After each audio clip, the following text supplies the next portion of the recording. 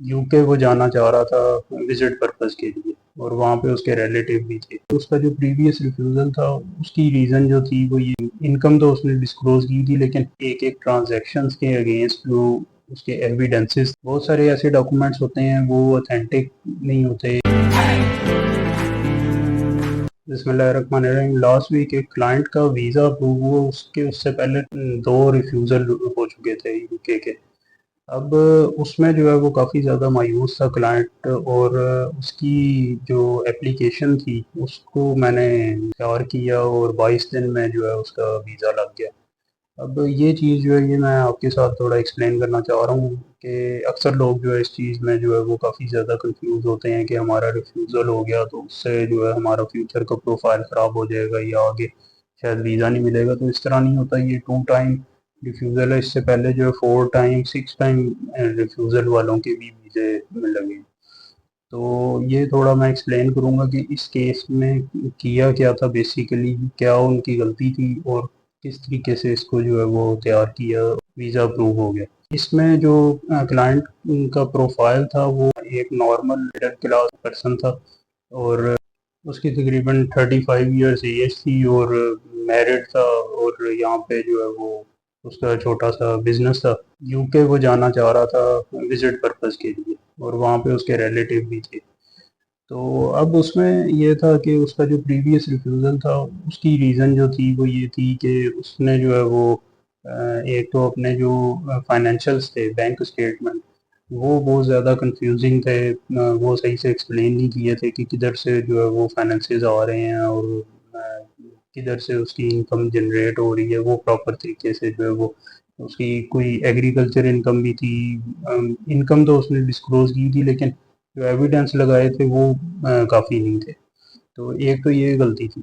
दूसरा ये था कि उसके जो फैमिली टाइज़ थे उसके ऊपर क्वेश्चन किया गया था रिफ्यूज़ल में, और जो उसका ट्रैवल पर्पस था उसको प्रॉपरली उसने एक्सप्लेन नहीं किया था, और ट्रैवल पर्पस जो है उसके ऊपर जो है ऑब्जेक्शन उठाए गए थे। तो ये रिफ्यूज़ल की रीज़न थी। अब उसका जो प्रीवियस रिफ्यूज़ल था और प्रीवियस एप्लीकेशंस थी उनको देखा, स्टडी किया, और काफ़ी थॉरोली उसके ऊपर वर्किंग की। उसमें जो है उसके फैमिली टाइज़ में उनको एविडेंस के साथ जो है प्रूफ किया गया। उसमें जो उसकी बैंक स्टेटमेंट की ट्रांज़ैक्शंस थी उनको निकाला गया, एक-एक ट्रांज़ैक्शन उसके साथ डिस्कस की गई, उसके अगेंस्ट एविडेंस मंगवाया गया। ये काफ़ी डिटेल वर्किंग थी। मैं आपको एक उसका ओवरव्यू दे रहा हूँ सिर्फ़। उसमें जो है काफ़ी डिटेल में जो है वो उसके ऊपर बैंक स्टेटमेंट्स के ऊपर वर्किंग की गई। एक-एक ट्रांज़ैक्शंस के अगेंस्ट जो उसके एविडेंसेस थे वो मंगवाए गए, उसको स्टडी किया गया और उसको फिर एक्सप्लेन किया गया कि किधर से आ रहे हैं पैसे, उसका बैकग्राउंड क्या है, जिन्होंने इसके अकाउंट में डाले हैं। अगर वो किसी बिज़नेस ट्रांज़ैक्शन के अगेंस्ट नहीं है, तो वो किस वजह से इसके अकाउंट में आए हैं, और उसका सोर्स ऑफ इनकम क्या था जिसने इसको भेजे हैं। तो ये सारी चीज़ें जो है उसमें एक्सप्लेन की गई। ये सारी चीज़ें एक्सप्लेन करने के साथ-साथ जो है इसमें जो उसके अगेंस्ट एविडेंस थे ये लगाए गए, और एविडेंस जो हैं उनको देखा गया कि वो डॉक्यूमेंट्स जो हैं वो ऑथेंटिक हैं, और दूसरा ये है कि वो रीडेबल हैं, इंग्लिश लैंग्वेज में ट्रांसलेट हुए हुए हैं। ये सारी चीज़ें जो हैं वो देखी गई। बहुत सारे ऐसे डॉक्यूमेंट्स होते हैं वो ऑथेंटिक नहीं होते, या इंग्लिश में ट्रांसलेट नहीं हुए होते, या जब उसको स्कैन किया जाता है रीडेबल नहीं होते, या और बहुत सारी मिस्टेक्स उसमें होती हैं। तो ये सारी चीज़ें जो हैं ये भी बहुत ज़्यादा मैटर कर रही होती हैं, तो ये भी देखनी है।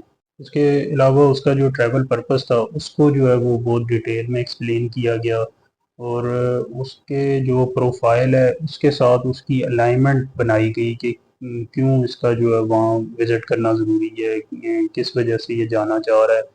इसमें अक्सर ये गलती लोग करते हैं कि उनका जो इनकम होती है यहाँ पे, या उनके जो यहाँ पे एक्सपेंसेस होते हैं वो उनके ट्रैवल प्लान के साथ मैच नहीं कर रहे होते। तो यहाँ पे भी जो काफ़ी कन्फ्यूजन होती है उसको क्लियर किया गया। इन सारी चीज़ों के बाद जो है वो उसका 22 दिन में रिफ्यूज़ल जो है वो अप्रूवल में कन्वर्ट हुआ।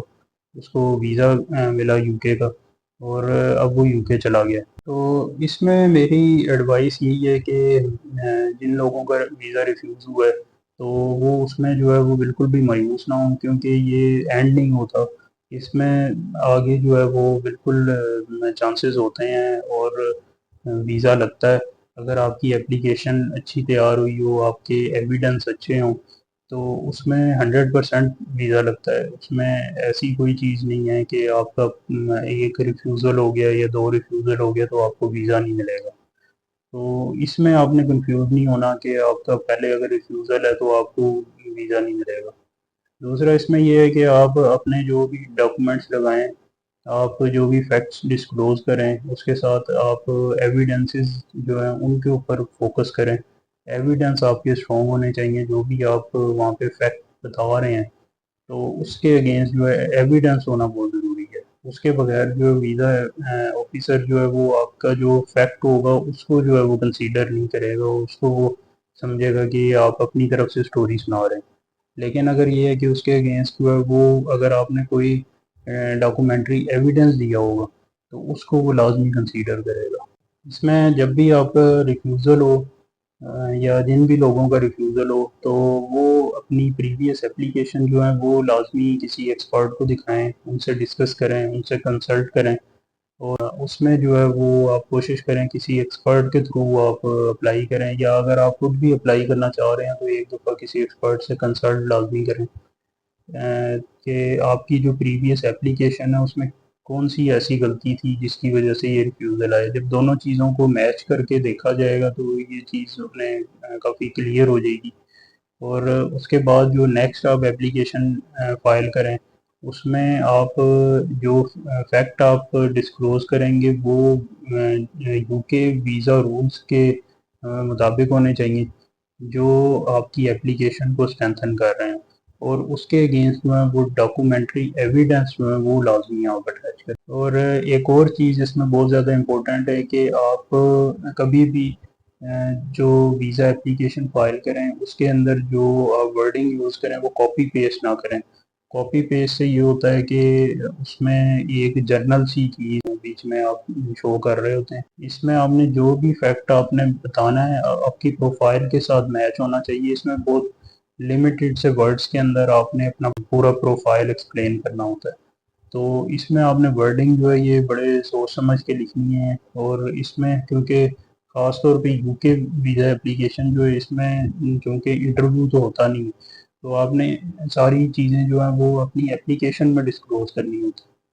तो आपने अपनी एप्लीकेशन के अंदर जो वर्डिंग यूज़ करनी है वो इतनी ज़्यादा जो है वो ऑथेंटिक होनी चाहिए और इतनी ज़्यादा स्ट्रॉन्ग वर्डिंग होनी चाहिए कि उसमें जो है किसी भी किस्म की जो है कन्फ्यूजन ना रहे। और जो आप बात कहना चाह रहे हैं, जो आपकी रियल जेन्युइन प्रोफाइल है, वो तमाम चीज़ें जो है उसमें अच्छे तरीके से एक्सप्लेन हो जाएँ।